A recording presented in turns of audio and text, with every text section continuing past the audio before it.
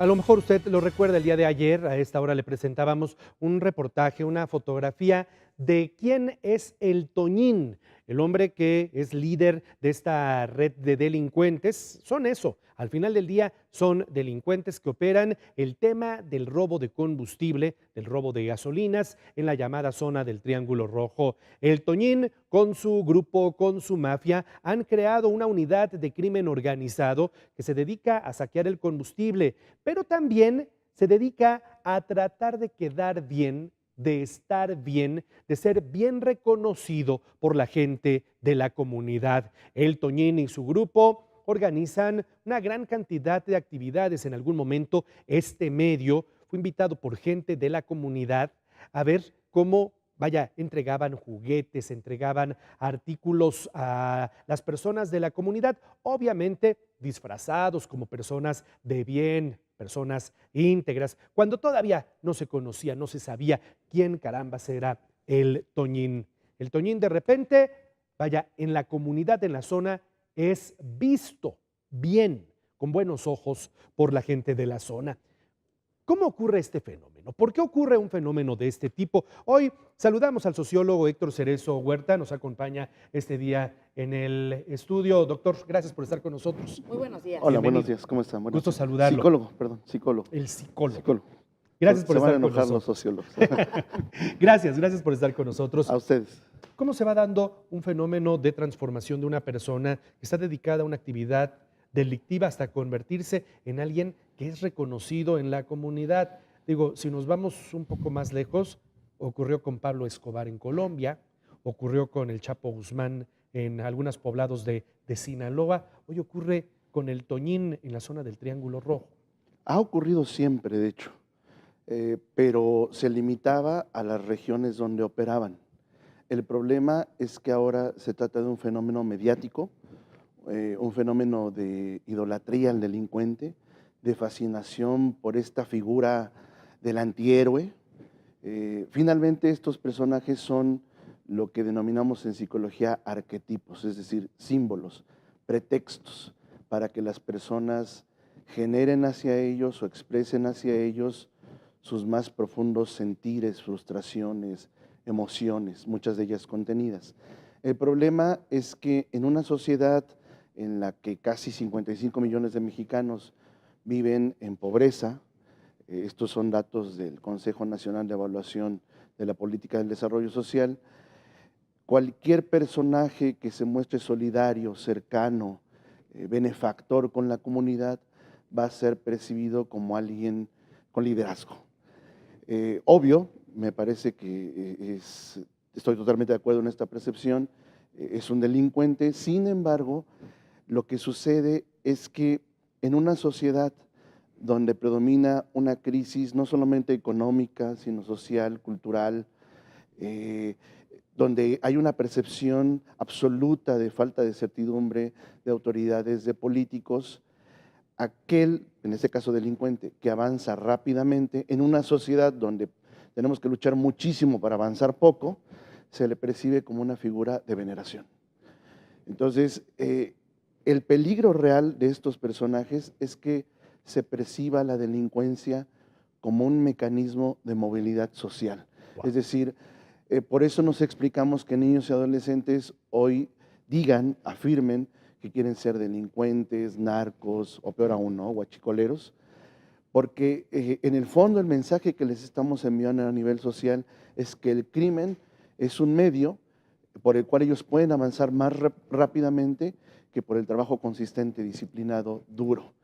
Entonces, esa es una variable, me parece, social, cultural, que está complicando mucho las cosas y que por ello en estas comunidades, estas figuras delincuenciales son objeto no solo de admiración, de veneración, sino incluso de protección, porque los habitantes suponen que al ser fuentes generadoras de empleo, tienen que mantener una red invisible de complicidades y de impunidad. ¿Qué clase de sociedad somos? Pobre, me queda claro, pero que no importa el que me dé, el chiste es que me dé, no importa si es el gobierno, no importa si es el delincuente, para mí está bien. Políticos. Los partidos políticos, así es.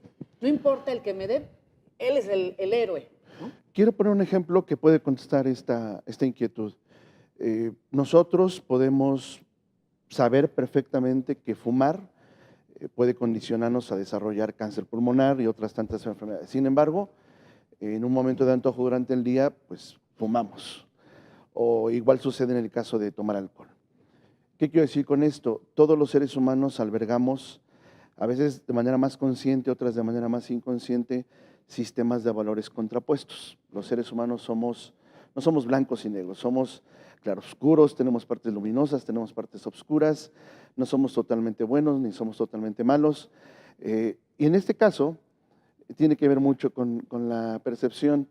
Las personas saben que es un delincuente, asumen que es un delincuente, que hace daño, que es un criminal sanguinario, un psicópata, un sociópata. Sin embargo, mientras me ayude, mientras yo pueda cubrir mis necesidades, pues hago a un lado ese sistema de valores que me puede complicar o conflictuar un poco las cosas, en tanto esta visión individualista, pragmática, me resulte conveniente. El problema es que estas personas que están en la comunidad ya transitaron a la conducta, al acto. Yo, por ejemplo, cualquiera de nosotros, personas sanas que no somos sociópatas, reprimimos esos impulsos criminales en actividades socialmente aceptables. Uno puede desde afuera decir, es increíble, imposible que estas personas los apoyen, y en la medida de lo posible yo no contribuiría a esta impunidad, a esta corrupción. Pero las personas que están en estas comunidades, por toda esta dinámica que se ha dado, la prohibición, la militarización, la ausencia de una estrategia integral, porque no todo se soluciona con intervenciones policíacas o militarizadas. Debe haber una estrategia educativa, social, comunitaria, y en especial que prevenga a las generaciones más jóvenes, que son con los que podemos hacer realmente un trabajo consistente.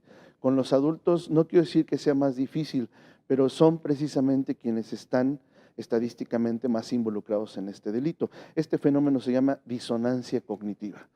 Una cosa es lo que pienso, otra cosa es lo que siento, otra cosa es lo que hago.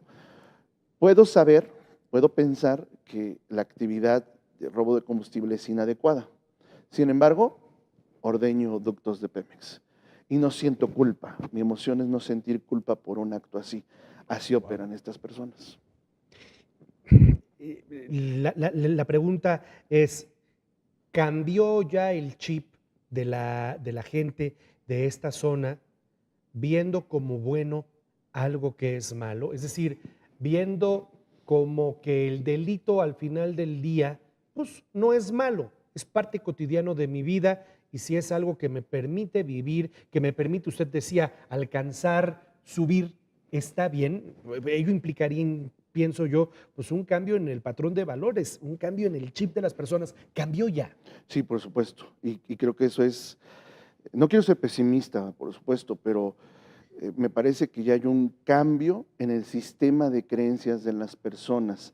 Y cuando hay un cambio en el sistema de creencias, inmediatamente hay un cambio en las conductas y en los afectos de ellas. Desnaturalizan el crimen, el delito, e incluso, peor aún, lo racionalizan. Sí, claro. Si todos roban, ¿por qué yo no he de hacerlo? Pero eso no es más que un mecanismo de defensa para legitimar o justificar de manera muy perversa y de la manera más falaz, más primitiva y menos argumentativa un delito. Que, por cierto, ese es un mecanismo de defensa presente en todas las personas que cometen delitos, en todos los sociópatas. El sociópata es aquel que insistentemente transgrede o viola las normas de convivencia, comete delitos, y el sociópata tiene esta característica, racionaliza su comportamiento. Si todo el mundo lo hace, los políticos lo hacen, funcionarios lo hacen, empleados lo hacen, ¿por qué no lo he de hacer yo? Que eso es finalmente lo que entendería yo que está pasando en esta zona, ¿no? Pero el pretexto, la justificación es muy, muy banal, porque obviamente no justifica un acto de esta naturaleza. Ahora, la pregunta es, ¿cómo corrige eso? O sea, usted hablaba hace un momento, sí, no es suficiente la presencia, la intervención militar de las policías. Usted hablaba de todo un proceso que tiene que ver con cuestiones formativas, educativas, recuperación de valores, pero eso me suena a un trabajo en un plazo larguísimo, doctor, mucho más largo que el cambio de chip que se acaba de dar, ¿no? Sí, definitivo. De hecho, el problema de la ordeña de ductos de Pemex no es nuevo. No es nuevo, sí. En toda la región de Veracruz, que ya no es triángulo, es franja como tal, quizá ahora es la punta del iceberg, pero ha existido desde hace prácticamente una década. Por lo tanto, la intervención tendría que durar en promedio el mismo tiempo. No, cualquier otra intervención que se esté pensando será sintomática, será una aspirina para un cáncer, porque tendrá que ser educativa con los padres, educativa con los habitantes, de tipo ético, ciudadano, por supuesto también a nivel laboral, y eso no se hace en unos meses, incluso diría yo, ni en un sexenio. Todo cambio social no es de la noche a la mañana. Y en particular, si este cambio en el sistema de creencias que ahora les hace justificar un delito, transitó por una década, pues no estoy equivocado al decir que quizá al mismo tiempo tardemos en modificar estos patrones, estas creencias, estos afectos y esas conductas. Voy más allá con la pregunta de Juan Carlos. Usted hablaba de un plan integral. ¿Qué quiere decir esto? Porque siempre decimos plan integral y nos quedamos con esa idea, que es ir a las escuelas, pero ¿cómo abordarlo? Hay algo muy importante. Una cosa es información y otra cosa es formación. Podemos ir a las escuelas a decirles a los estudiantes, a los padres, a los maestros que esto es un delito, que es inadecuado, que tiene consecuencias, pero esa información, esos datos, las personas no necesariamente lo traducen en comportamientos, en actos, porque en la parte intermedia de la información y formación está mi sistema de valores, mi sistema de creencias.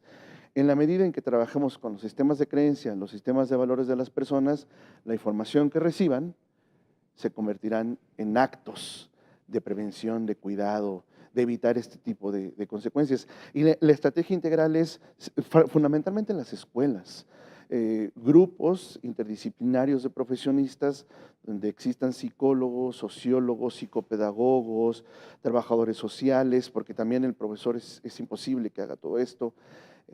Ahora los profesores de esta franja están pretendiendo migrar, huir prácticamente, generar permutas porque ya no soportan el nivel de inseguridad e incertidumbre en estos espacios. Fenómenos que ya hemos visto en Reynosa, en Ciudad Juárez, Chihuahua, y que la experiencia nos ha mostrado que el mismo tiempo que se tardó o se demoró en desatender y que en algún sentido se permitió crecer, es el mismo tiempo que demoraremos en cubrir todas esas carencias. Le agradecemos mucho esta mañana al doctor en Psicología Educativa y del Desarrollo, Héctor Cerezo Huerta, su presencia en el programa. Siempre será muy interesante escucharlo, entender sus explicaciones. Y dice usted, no quiero ser pesimista, pero sí nos deja con un sabor de boca muy preocupante porque hasta este momento no vemos que el tema sea atendido. Y reitero, pues la autoridad tendrá que pensar en establecer convenios con las instituciones pertinentes, no solo con PGR, con Armada, con Ejército, sino incluso con la Secretaría de Educación Pública, que los hay, pero en el ánimo de una estrategia que trabaje con niños y adolescentes. A fondo. Qué responsabilidad. Muchas gracias, doctor. Buenos días. Les va bien.